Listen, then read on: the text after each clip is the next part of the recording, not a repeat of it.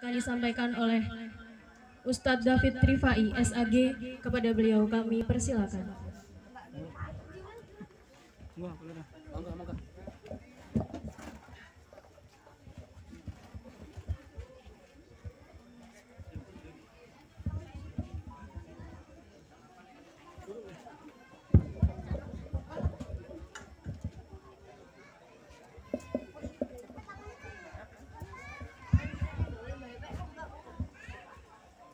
Bismillahirrahmanirrahim. Assalamualaikum warahmatullahi wabarakatuh. Waalaikumsalam warahmatullahi wabarakatuh. Yang hadir ada 5.000, yang jawab salam baru 5, yang belakang belum kedengeran suaranya. Lemes, kayak orang lagi mikir utang. Mentang-mentang musim corona, usaha pada sepi.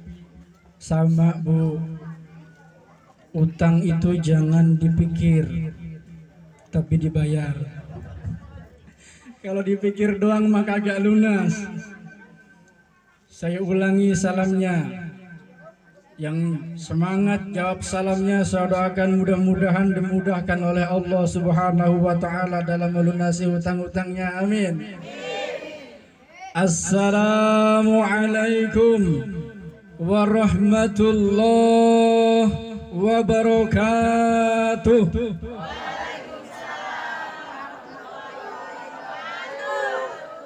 Oh, mantap. Yang paling keras jawab salamnya kayaknya utangnya paling banyak. Rasulullah sallallahu alaihi wasallam bersabda, "Innallaha witrun yuhibbul witra." Sesungguhnya Allah itu ganjil dan mencintai perkara yang ganjil.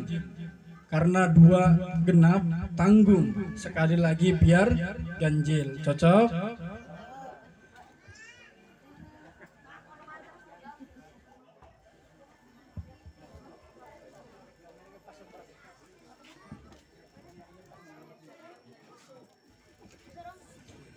Assalamualaikum warahmatullahi wabarakatuh.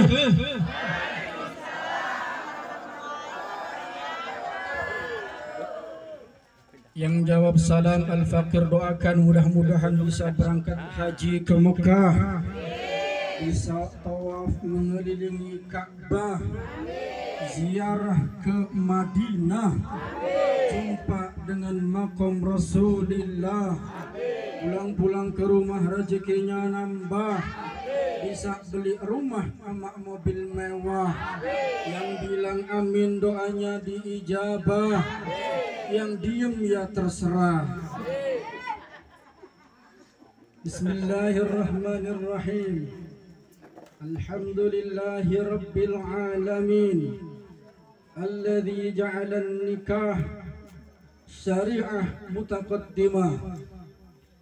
Ashhadu an la ilaha illallah wahdah la syarika lah, wa ashhadu anna sayyidana wa nabiyyana Muhammadan abduhu wa rasuluh wa habibuh wa safiyuh, ballaghar risalah wa addal amanah wa nasahal ummah wa jahidu fillah haqqa jihadih hatta atahul yaqin. Fasalawatullah wassalamuhu alaih. Allahumma, ayo semuanya, Allahumma salli ala Sayyidina Muhammad wa asli lil-zalimin bil-zalimin wa akhrijna min bainihim salimin wa ala alihi وصحبه أجمعين. Amma ba'd. Para hadirin hadirat rahimakumullah, tokoh agama, tokoh masyarakat, terkhusus dalam hal ini Bapak Lurah Desa, Lurah apa Kepala Desa? Kepala Desa, Desa. Bapak Kepala Desa Purwodadi Simpang, Bapak Lamidi, saya dengan beliau sering bareng. Ini hari ini ketemu lagi bareng lagi dalam suasana dan acara yang berbeda. Para Bapak Ibu, keluarga besar Besan yang sudah datang jauh-jauh dari Wailaga, saya lebih jauh, Bu. Saya dari Panjang tadi. Deketan ya? Deketan tadi saya tunggu-tunggu di gang mana rombongan ini nggak muncul-muncul. Nggak taunya sudah duluan. Saya rumah di Sababalau, kebetulan mengajar di Panjang, di Min 8 di Wailaga, itu banyak murid saya.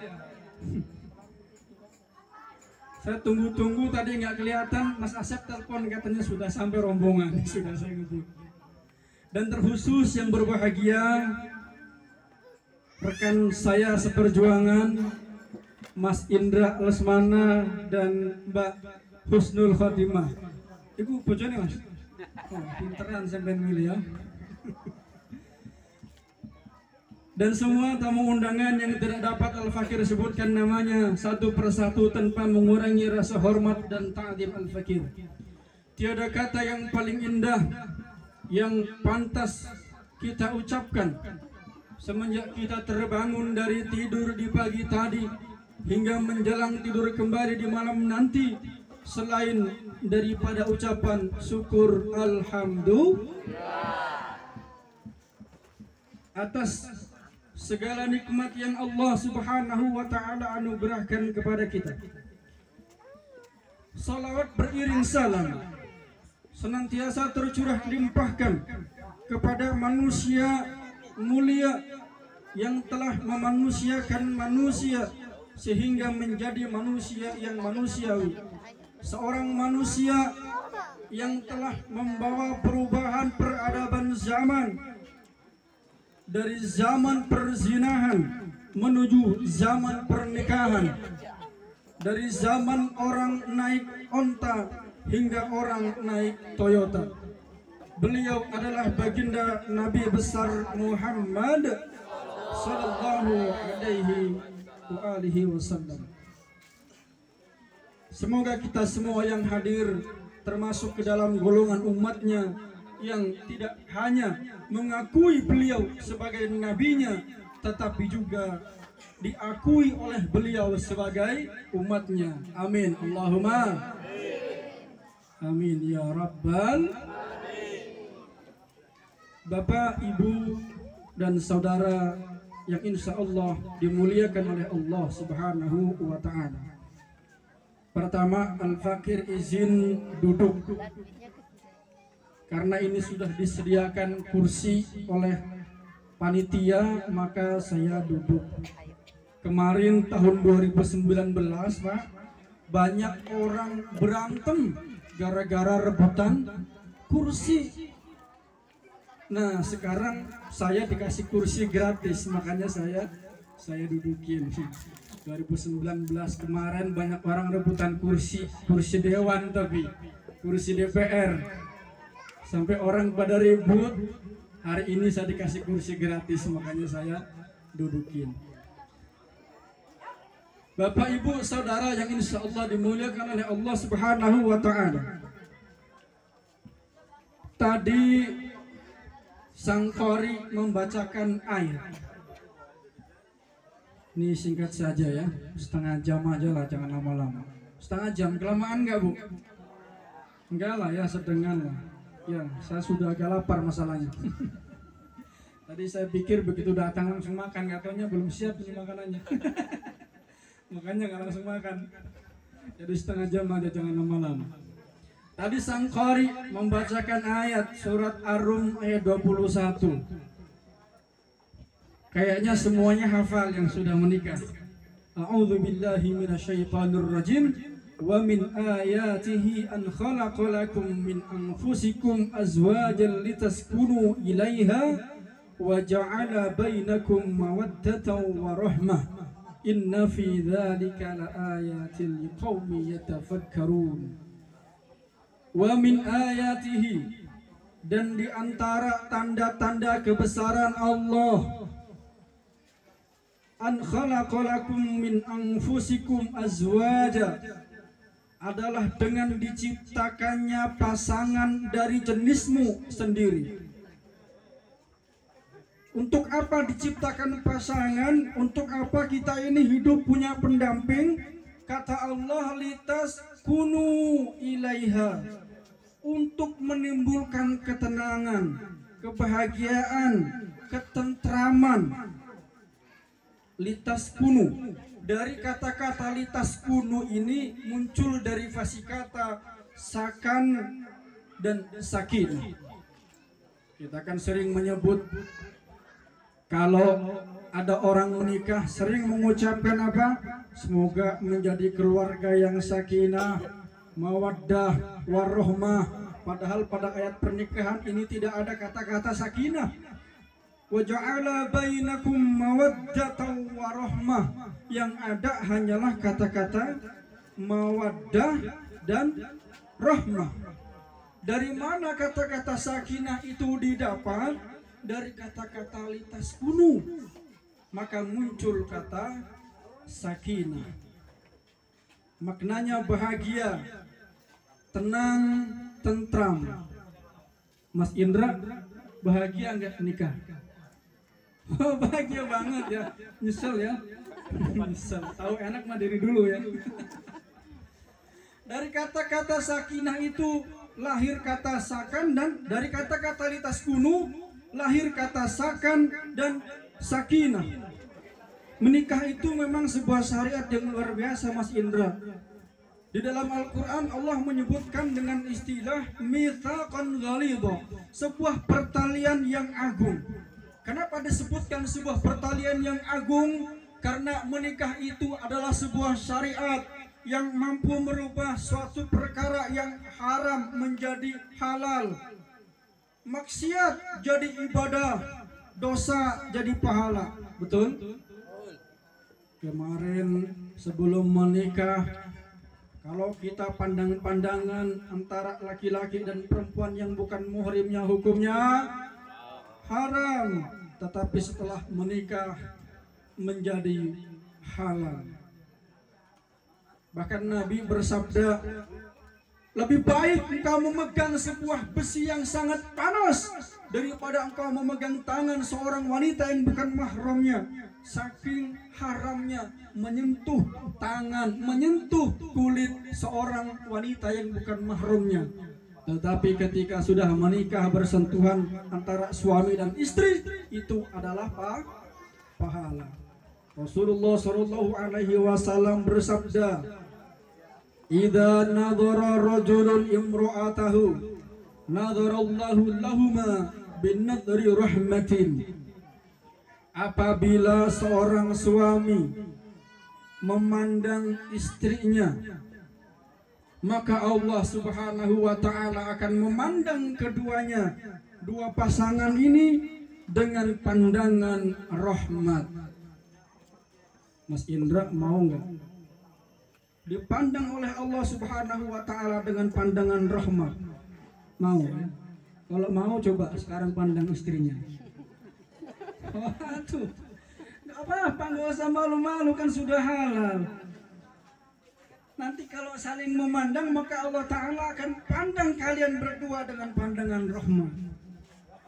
Jal, dulu bujoni wani apa? Cemen. Bahkan Nabi menyebutkan, idza akhadha rajulun yadaha fakharajat dunubuhuma min baini asabi'ihima. Apabila seorang suami memegang tangan istrinya,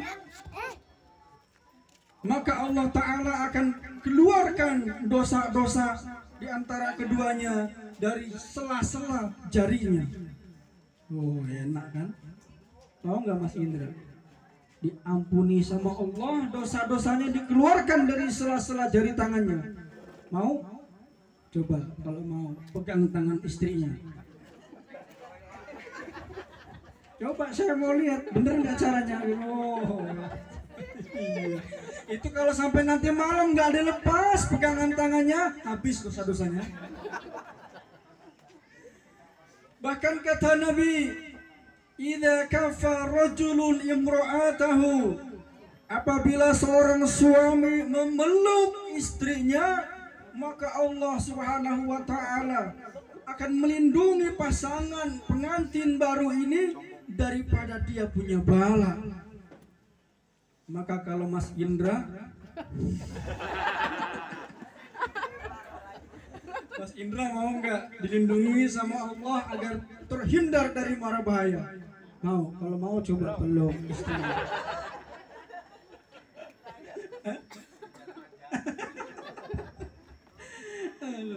Sallallahu Nabi Muhammad. Di sini ada yang jomblo nggak?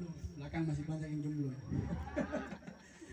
Kalau masih banyak yang jomblo, jangan dipraktekin Mas, kasihan. Itulah indahnya syariat pernikahan, ibadah sepanjang masa, merubah sesuatu yang halal menjadi haram, menjadi yang haram menjadi halal, maksiat jadi ibadah, dosa jadi pahala. Hadirin yang insya Allah dimuliakan oleh Allah Subhanahu wa ta'ala. Kita kembali kepada ayat pernikahan. Di antara tanda-tanda kebesaran Allah Subhanahu wa ta'ala adalah dengan diciptakannya manusia ini berpasang-pasangan. Tetapi Allah Subhanahu wa ta'ala berfirman menggunakan kata khalaqa. Khalaqa itu maknanya apa sih? Khalaqa sama dengan ja'ala. Wa ja'ala bainakum mawaddatan wa rahmah. Sama artinya menciptakan atau menjadikan. Sama-sama menciptakan, sama-sama menjadikan, tetapi memiliki perbedaan. Bedanya apa? Bedanya kalau khalaqa artinya terciptanya sesuatu itu adalah murni hak prerogatif Allah Subhanahu wa ta'ala. Tapi kalau ja'ala, terjadinya sesuatu itu berdasar campur tangan manusia. Maka kata khalaqa itu perjodohan, menggunakan kata khalaqa, maka siapapun yang menjadi jodoh kita itu adalah hak prerogatif Allah Subhanahu wa ta'ala.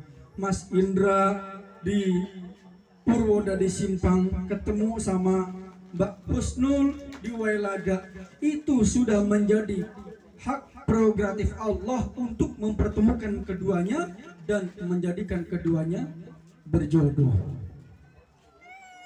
Ada yang jodohnya cepat, alhamdulillah. Yang jodohnya lama, para jomblo fisabilillah, terus berdoa minta sama Allah.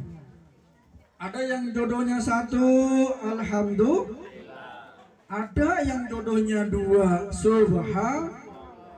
Ada juga yang jodohnya tiga, Bu, masya. Ada yang jodohnya empat, Allahu Akbar.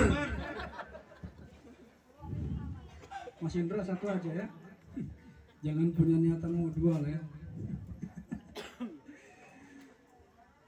Karena itu perjodohan tidak bisa ditolak. Ada orang yang sudah berikhtiar PDKT ternyata gagal. Kenapa? Karena Allah belum berkehendak untuk dia menjadi jodohnya. Tetapi kalau Allah sudah menuliskan bahwa Mas Indra adalah jodohnya Mbak Husnul, maka mau sampai kemanapun ia berlari, akhirnya berlabuh juga cintanya pada Mbak Husnul. Kira-kira begitu ya. Paham, Bu?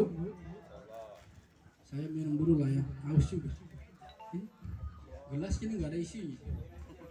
Gelas doang ta ini. Nanti kopi nih ke. Saya memang begitu. Jadi kalau pengajian itu kan biasanya kalau pagi itu sudah disiapkan di rumah sama istri itu kopi. Karena istri kan tahu minuman favorit saya kopi. Tadi karena mau ceramah jauh jadi nggak sempat ngopi. Mungkin dipikir sama istri nanti kan di tempat hajatan ada kopi. Ternyata sampai sini nggak ada kopi juga. Bercanda ini bercanda. Dikasih gelas, gelasnya kosong. Biasanya kalau saya diundang pengajian itu ada kursi, ada meja, pasti ada kopi. Tapi mungkin di sini di Purwodadi Simpang tradisinya berbeda. Jadi nggak ada kopi. Hadirin rahimakumullah. Untuk apa dijadikan pernikahan perjodohan? Tadi sudah jelas. Agar kita tenang, agar kita bahagia, tentram. Wa ja'ala bainakum mawaddatan wa rahmah. Kemudian dijadikan di dalamnya itu mawaddah dan rahmah. Mawaddah itu diambil dari Asmaul Husna, dari kata Al-Wadud. Apa artinya? Cinta kasih yang saling berbalas. Allah mencintai hambanya yang beriman. Terjadi pernikahan antara Mas Indra dengan Mbak Husnul. Kenapa? Karena Mas Indra mencintai Mbak Husnul pun mencintai Mas Indra. Kalau Mas Indra mencintai Mbak Husnul, tapi Mbak Husnul nggak cinta sama Mas Indra, maka tidak akan terjadi pernikahan. Kenapa? Karena cintanya bertepuk sebelah tangan. Kemudian rahmah. Apa itu rahmah? Rahmah artinya kasih sayang. Apa bedanya mawaddah dengan rahmah? Beda. Kalau mawaddah itu cinta kasih yang saling berbalas, sementara rahmah itu cinta kasih yang tak terukur sepanjang masa. Contohnya begini, misalnya ada orang berumah tangga. Ini kalau masih muda-muda kayak Mas Indra sama Mbak Husnul masih baru-baru, semuanya serba indah, semuanya serba luar biasa. Jangankan parfumnya, kentutnya aja wangi. Tapi nanti kalau udah seumuran Mbah mana? Mbah saya lah, Mbah saya. Mbah saya itu umurnya sudah 70 tahun. Itu jangankan kentutnya, Bu. Ngomong terus aja itu, Mbah Putri ngomong terus aja, ngamuk. Mbak Kakung ngedabrus wae kerjane. Padahal dulu waktu masih baru-barunya menikah, jangankan untayan kalimat yang keluar dari lisannya, angin yang keluar dari selitnya saja dia bilang wangi. Tapi ketika sudah berusia seperti sekarang, ternyata berubah. Itulah yang namanya mawaddah. Mbah saya cerita waktu ditinggal sama istrinya berangkat ziarah Wali Songo 9 hari sampai ke Madura, ke makamnya Syekh Khalil. Dia cerita, dia curhat dengan saya, ditinggal sama Mbak Putri, kangen rasanya le. Ditelepon sehari 2 kali, pagi sore. Besoknya nggak tahan dia, pagi siang sore. Besoknya hampir tiap jam ditelepon. Saking kangennya sama Mbak Putri. Begitu pulang sampai di rumah, salaman, assalamualaikum, waalaikumsalam, sehat, wes ngono tok. Lah kalau kayak Mas Indra, seminggu aja nggak ketemu. Sudah lain urusannya, Mas. Itulah yang disebut dengan mawaddah. Tapi kita ada rahmah, ada pengikat yang membuat kita bisa bertahan, bisa terus berkasih sayang sampai akhir, sampai menua. Kenapa? Karena di dalam rumah tangga itu ada rahmah. Maka 3 yang sering kita sampaikan ya, sakinah, mawaddah, warahmah. Ini harapan. Mudah-mudahan rumah tangga Mas Indra dan Mbak Husnul senantiasa sakinah, senantiasa bahagia. Sakinah itu di mana? Tadi saya bilang ada sakinah, ada sakan. Sakan itu artinya apa? Sakan itu artinya tempat tinggal. Makanya orang menikah itu sering disebut dengan, orang Jawa bilang omah-omah. Wih, kopi ini metu tenang. Makasih Mas ya. Padahal saya bercanda aja tadi minta kopi. Tapi ya alhamdulillah lah dikasih kopi. Tutup dulu biar dingin. Ngopi Pak, ngopi Bu. Ini alhamdulillah cuma ada kopi sama nasi segar ya. Biasanya saya diundang pengajian itu sudah ada kopi, ada susu. Tuh. Ada kopi, ada susu. Sampai saya bingung mau minumnya Bu. Kenapa bingung? Karena kopi dengan susu itu kontradiktif, berlawanan. Kalau kopi itu bikin melek, kalau susu bikin merem. Jadi kalau minum kopi susu, merem melek. Tuh. Mas Indra udah ngerasain tuh. Nikahnya hari apa Mas? Hari Minggu ya? Hah? Oh Jumat. Berarti sudah ngerasain dia merem melek. Sallu ala Nabi Muhammad. Nah, maka harapannya mudah-mudahan rumah tangga ini senantiasa sakinah, senantiasa bahagia. Tadi saya bilang ada sakan, ada sakinah. Ada sakan, ada sakinah. Orang bilang kalau menikah itu namanya berumah tangga. Orang Jawa bilang imah-imah. Orang Sunda bilang omah-omah. Sama, intinya berumah tangga. Kenapa sih pernikahan itu disebut dengan rumah tangga? Apa hubungannya antara rumah tangga dengan pernikahan? Ternyata dalam sakan ada sakinah.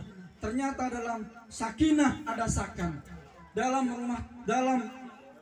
rumah ada kebahagiaan. Makanya Mas Indra setelah menikah, kalau memang nanti punya rezeki yang lebih, silahkan bangun rumah yang megah, beli kendaraan yang mewah. Tapi ingat, sakinah yang sesungguhnya itu tidak terletak pada rumah yang megah, tidak pula pada kendaraan yang mewah. Di mana letaknya sakinah itu? Sakinah itu terletak, kata Allah, huwallazi anzala sakinata fi qulubil mu'minin. Sakinah itu terletak pada hati. Hatinya siapa? Hatinya orang yang beriman. Bu? Kalau pengajian nggak ada ibu-ibunya ini sepi. Kalau bapak-bapak ini diajak bercanda susah. Serius baik kawanannya. Apa mani urung ngopi Bu? Nah, tapi kalau sudah ngopi masker, tenang aja Pak. Imbang kita. Saya ngopi, Bapak juga ngopi ya. Sakinah itu terletak di mana? Sakinah terletak pada hati Mas Indra. Hatinya siapa? Hatinya orang yang beriman. Maka letak sakinah, letak kebahagiaan itu ada pada keimanan. Nanti Mas Indra meskipun sudah berumah tangga, sudah beristri, sudah berkeluarga, sempatkan waktu untuk datang ke majelis taklim, untuk mengaji. Agar apa? Agar rohani kita terisi, mendengarkan tausiah, mendengarkan ceramah agama. Bekal agama itulah yang insya Allah akan membawa rumah tangga kita pada sakinah, pada kebahagiaan. Ini kita kadang-kadang enggak sih ya. Kadang-kadang kebalik, yang semangat berangkat ngaji itu bukan bapak-bapaknya, malah ibu-ibunya. Betul? Oh, betul. Di kampung saya pengajian ibu-ibu seminggu 3 kali malam. Seminggu sekali siang, hari Jumat. Kalau sudah datang hari Jumat siang, pasti pengajian ibu-ibu. Kadang-kadang saya pulang sampai rumah habis Jumatan, baru selesai makan di masjid sudah ada panggilan. Panggilan apa? Pengajian ibu-ibu. Ibu-ibu sekalian, hari ini pengajian. janganlah engkau lupakan, karena itu kewajiban. Suara saya serak-serak rusak, Bu. Bukan serak-serak basah, serak-serak rusak. Itu setiap hari Jumat saya sampai hafal itu. Pasti bentar lagi bunyi nih toa masjid. Benar, bunyi toa masjid, panggilan pengajian ibu-ibu. Ibu-ibu sekalian, hari ini pengajian, janganlah engkau lupakan, karena itu kewajiban. Tetangga saya depan rumah dengar panggilan dari masjid, sambil nyapu dia jawab, gue juga udah tahu hari ini pengajian, tapi gue nggak bisa dateng karena gue mau kondangan. Sambil nyapu dia jawab. Tapi kalau ibu-ibu sini insya Allah enggak ya. Kalau di lega gitu nggak, Bu? Enggak ya, enggak jauh beda. Masya Allah. Tapi memang betul ibu-ibu itu luar biasa. Kalau suruh pengajian semangat pagi, siang, sore, malam. Kuat berangkat pengajian, nggak kayak kita. Tapi kalau ditanya lebih kuat laki-laki apa perempuan, pasti jawabnya kuat laki-laki. Bu, saya mau tanya, Bu, kira-kira kuat laki-laki apa kuat perempuan? Kuat siapa? Kuat perempuan apa kuat laki-laki? Kuat laki-laki apa kuat perempuan, Pak? Tergantung kebutuhan. Bu, saya belain, lebih kuat perempuan daripada laki-laki. Sebab ada buktinya. Buktinya apa? Buktinya nggak ada perempuan yang mesen obat kuat. Yang mesen obat kuat laki-laki apa perempuan? Laki-laki. Berarti laki-laki lemah, makanya dia beli obat biar kuat. Yang nyuruh perempuan. Alam Nabi Muhammad. Tapi encen nih Bang, es dulu ngamuk. Masya Allah. Makanya dalam rumah tangga, ketika bergaul di rumah tangga itu, Islam mengajarkan kepada kita untuk memuliakan perempuan, untuk memuliakan seorang ibu. Ketika datang seorang laki-laki, ja'a rajulun ila Rasulillah sallallahu alaihi wasallam. Datang seorang laki-laki menghadap kepada Nabi sallallahu alaihi wasallam, kemudian bertanya, "Ya Rasulullah, man ahakun nasi bi husni sahabati?" Siapa yang paling hak aku bergaul, atau siapa yang paling hak, yang paling utama aku hormat kepada orang di rumahku? Lalu kemudian Nabi menjawab apa? Nabi menjawab, ummuka, ibumu. Kemudian siapa lagi? Ya Rasulullah, ibumu. Kemudian siapa lagi? Ya Rasulullah, ibumu.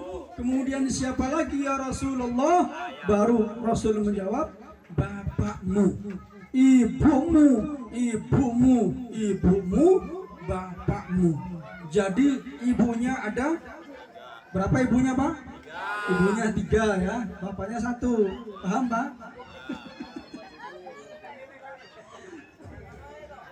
Pak ini ya berwani ngomong to orwani yang lakoni, Pak.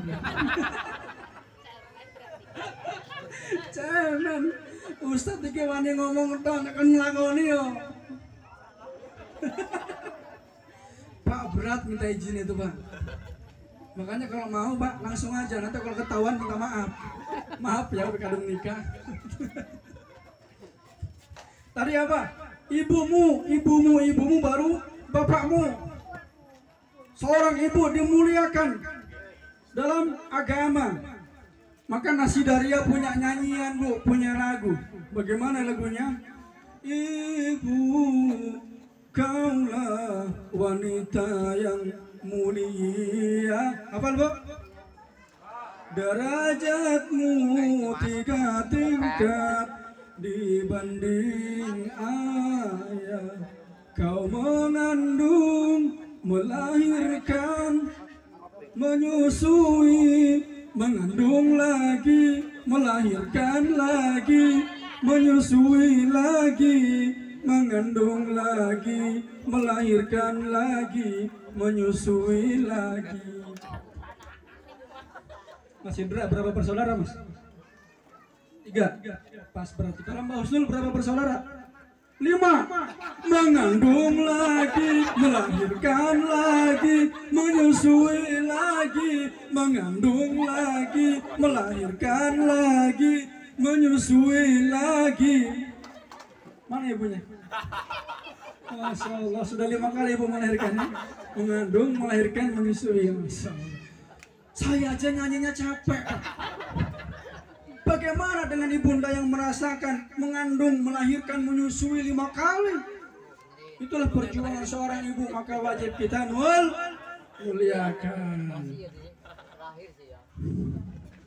Hadirin hadirat rahimakumullah, kembali ke ayat tadi. Kunci kebahagiaan itu adalah, kunci sakinah itu adalah keimanan. Maka tadi saya pesan kepada Mas Indra, kita sebagai kepala rumah tangga harus tetap mengisi, datang ke majelis ilmu, datang ke majelis ta'lim, disempatkan belajar agama terus menerus. Walaupun kita sudah berumah tangga, untuk apa? Untuk bekal menjaga sakinah agar rumah tangga kita tetap sakinah. Maka sebenarnya Bu, paling gampang itu Bu ya, ibu-ibu kalau belum punya menantu, saya kasih tahu nih, kalau misalkan nanti pengen punya menantu, carilah menantu yang kayak saya. Kenapa? Bekal agamanya insya Allah ada. Kalau ibu punya menantu yang bekal agamanya cukup, insya Allah anak ibu tidak akan disia-siakan. Bu, nih saya mau tanya lagi nih. Kalau misalnya ibu-ibu sekalian punya anak gadis ya, datang 2 orang nih mau ngelamar anak-anak ibu sekalian. Yang satunya ustadz Bu, yang satunya pegawai negeri. Kira-kira ibu pilih yang mana? Yang ustadz apa yang pegawai negeri? Hah? Ustadz Bu? Pegawai negeri tapi ustadz. Kalau saya milih ustadz yang pegawai negeri.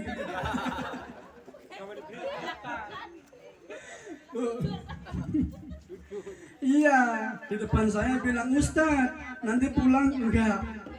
Iya. Jujur pegawai negeri. Oh, ya Allah, siapa jenenge Bu? Iya. Nanti sampai rumah ngomong sama anaknya, "Nak, jangan kamu punya suami ustadz ya." Kenapa Bu? Nanti kalau kamu punya suami ustadz, maharnya beduk.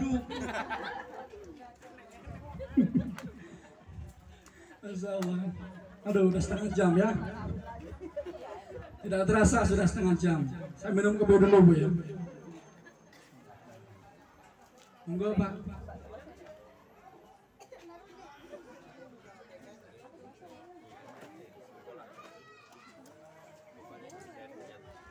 Hadirin tamu undangan yang insya Allah dimuliakan oleh Allah Subhanahu wa Ta'ala. Ini tadi setengah jam baru pengantar Pak. Ini baru mau ceramah yang sebenarnya saya. Nah ya, tadi sudah bercanda-bercanda, sekarang kita mau serius. Sekarang Al-Fakir mau menasihati ini pengantin. Kalau yang lama-lama insya Allah sudah kawakan, sudah berpengalaman, sudah paham. Tapi ini yang baru ini, perlu kita berikan nasihat. Untung saya udah nikah ya, jadi saya bisa memberikan nasihat. Pertama untuk yang perempuan dulu, untuk Mbak Husnul Khatimah. Satu saja, tapi tolong diingat dengan baik. Mbak Husnul, ketika sudah menikah, menjadi seorang istri, maka hormatmu, baktimu berpindah dari kedua orang tua, berpindah ke suami. Kalau kemarin apa-apa orang tua, sedikit-sedikit orang tua, kalau sekarang apa-apa harus suami. Keluar rumah izin suami, kemanapun suami pergi, kalau diajak ikut-ikut. Jangan keluar rumah selangkah pun kalau suami memberikan pesan, tinggal di rumah, jangan kemana-mana. Pernah terjadi ya, para hadirin sekalian, dalam sebuah riwayat dikisahkan, suatu ketika ada seorang sahabat yang berangkat pergi perang. Ketika mau berangkat pergi perang, dia pesan sama istrinya, wahai istriku, kamu di rumah aja, jangan kemana-mana selama aku pergi berperang. Begitu suaminya berangkat perang, enggak lama orang tuanya jatuh sakit. Datang utusan ke rumah, bilang menyampaikan kepada istrinya tadi, wahai fulana, orang tuamu sedang dalam keadaan sakit, coba tolong kau tengok. Apa kata si istri tadi? Saya diamanahkan oleh suami, tidak boleh keluar rumah, jadi saya nggak bisa nengok suami saya. Kemudian datang lagi kedua kali utusan, wahai fulana, orang tuamu sekarang sedang dalam keadaan sakaratul maut, coba tengok, barangkali engkau bisa melihat untuk yang terakhir kalinya. Apa dia bilang? Mohon maaf, nggak bisa. Sampai yang ketiga kalinya orang tuanya meninggal dunia, datang lagi utusan, wahai fulana, sekarang orang tuamu telah meninggal dunia, tidakkah tega, tidakkah sudi engkau datang untuk melihat jasadnya mumpung belum dimakamkan? Apa kata sang istri? Enggak bisa. 3 kali datang utusan dia menolak, dia tidak mau keluar rumah, dia tidak mau datang mengunjungi orang tuanya. Ketika Rasulullah SAW pulang dari berperang, kemudian seorang sahabat mengadu kepada Nabi, ya Rasul, ada seorang anak yang sangat durhaka, orang tuanya sakit, datang 3 utusan, dari mulai sakit, sakaratul maut, sampai meninggal dunia, nggak mau datang menjenguk orang tuanya. Nabi kemudian kaget, kurang ajar sekali anak itu.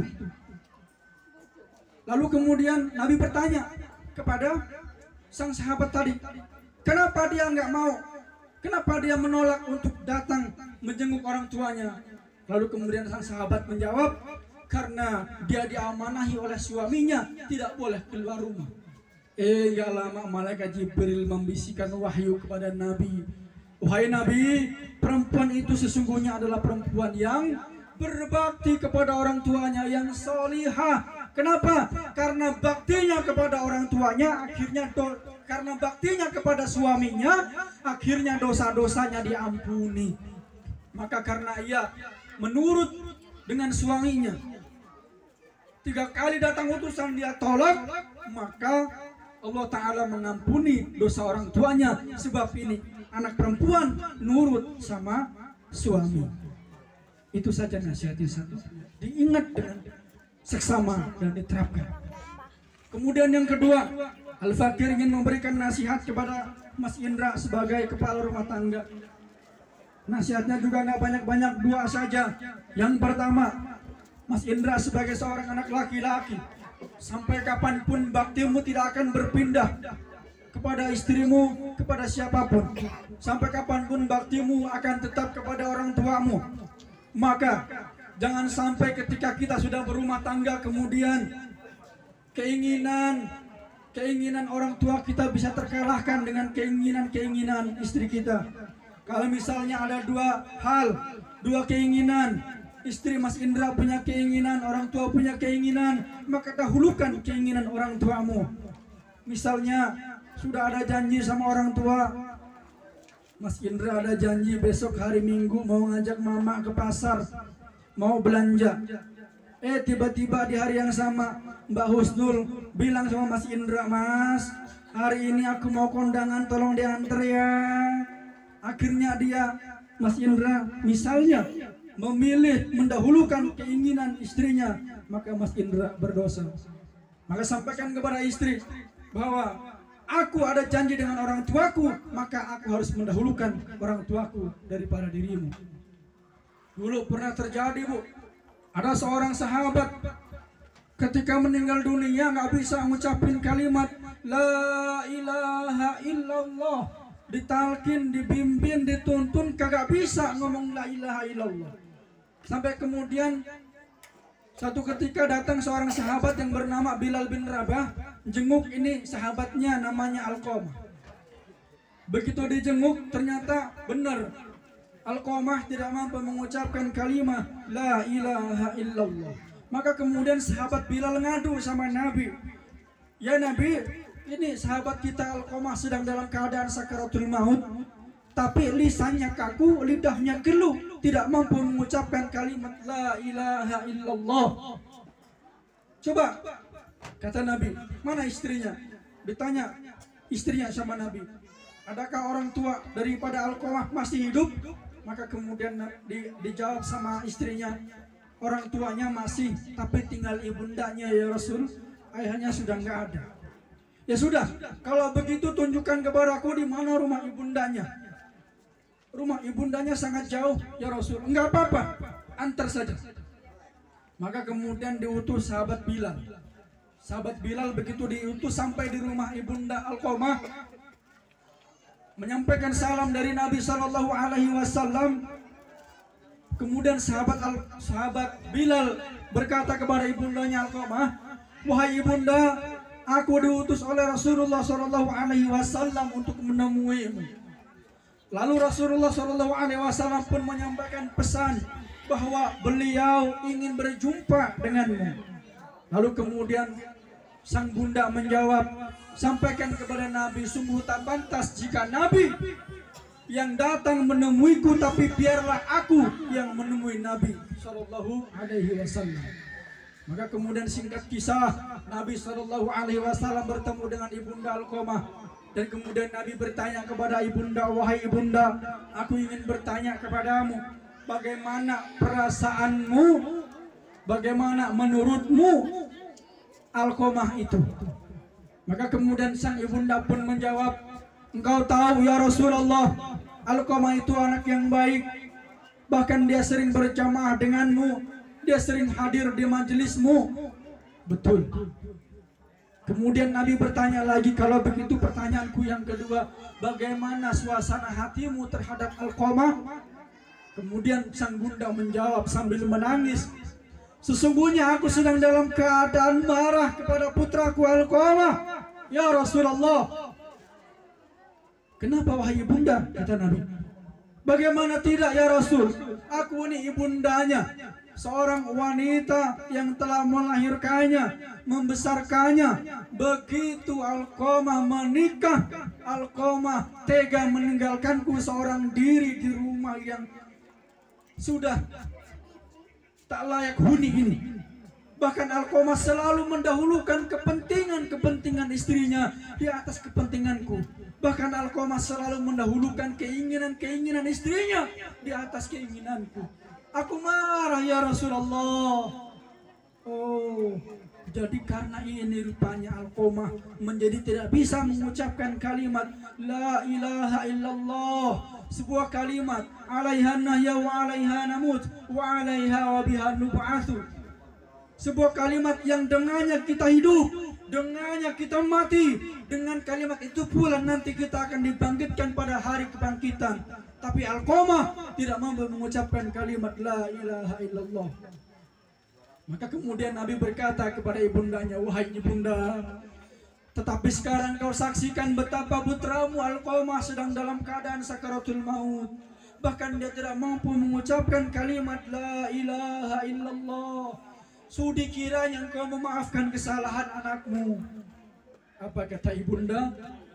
Belum bisa ya Rasulullah. Terlalu sakit hati ini dilukai oleh anakku. Ya sudah, kata Nabi, kalau memang engkau belum mau memaafkan kesalahan putramu Alqamah, enggak apa-apa. Kemudian Nabi memanggil sahabat Bilal. Bilal, tolong kumpulkan kayu bakar. Begitu dikumpulkan kayu bakar, tolong nyalakan. Begitu dibakar kayu bakar, apinya menyala-nyala. Sang ibunda bertanya, untuk apa ini api ya Rasulullah? Nabi menjawab, untuk membakar putramu Alqamah. Bu, ibu yang mana yang tega melihat anaknya dibakar hidup-hidup meskipun kesalahannya sebanyak buih di lautan? Maka kemudian sang ibunda berkata kepada Nabi, ya Rasulullah, setega itukah engkau hendak membakar putraku Alqamah hidup-hidup di hadapanku? Apa kata Nabi? Kalaupun aku tidak membakarnya wahai ibunda, nanti Alqamah akan dibakar oleh Allah Subhanahu wa ta'ala. Dan jika Allah Subhanahu wa ta'ala yang membakarnya di akhirat kelak, maka apinya akan jauh lebih dahsyat daripada api yang aku siapkan hari ini. Kecuali jika engkau berkenan memaafkan kesalahan Alqamah. Ibu yang mana yang tega melihat anaknya dibakar hidup-hidup meskipun kesalahannya luar biasa banyaknya? Akhirnya sang ibunda berkata kepada Nabi, "Wahai Nabi, aku ibunda Alqamah ridha memaafkan semua kesalahan-kesalahan Alqamah. Mulai hari ini ya Rasulullah, aku sudah tidak lagi mengingat-ingat kesalahan Alqamah. Saya sudah memaafkan kesalahan Alqamah ya Rasulullah." "Benarkah wahai ibunda?" "Benar ya Rasulullah." Maka kemudian Nabi berkata, "Jika benar engkau memaafkan kesalahan Alqamah, niscaya Alqamah akan mampu mengucapkan kalimat la ilaha illallah. Tetapi jika engkau berbohong, niscaya Jibril akan datang dan memberitahukan kepada." Maka kemudian Nabi SAW memerintahkan kepada